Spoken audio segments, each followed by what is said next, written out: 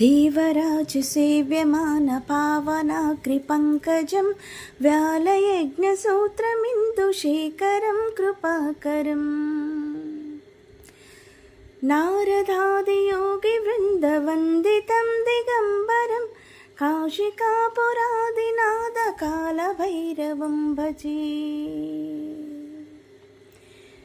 भानुकोटिभास्वरं भवाब्धितारकं परं नीलकण्ठमीप्सितार्थदायकं त्रिलोचनं कालकालमम्बुजाक्षमक्षशौर्यमक्षरं काशिकापुरादिनाथ कालभैरवं भजे।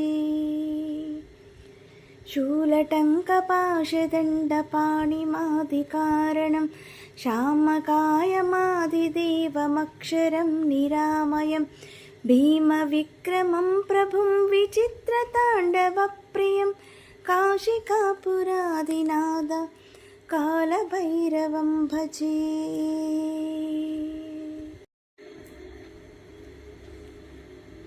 भुक्तिमुक्तिदायकं प्रशस्तचारुविग्रहं भक्तवत्सलं स्थितं समस्तलोकविग्रहं निक्वणन्मनोज्ञहेमकिङ्किणीलसत्कटिं काशिकापुरादिनाथ कालभैरवं भजे। धर्मसेतुपालकं त्वधर्ममार्गनाशकं कर्मपाशमोचकं सुशर्मदायकं विभुं स्वर्णवर्णकेशपाश शोभिताङ्गनिर्मलं काशिकापुरादिनाथ कालभैरवं भजे।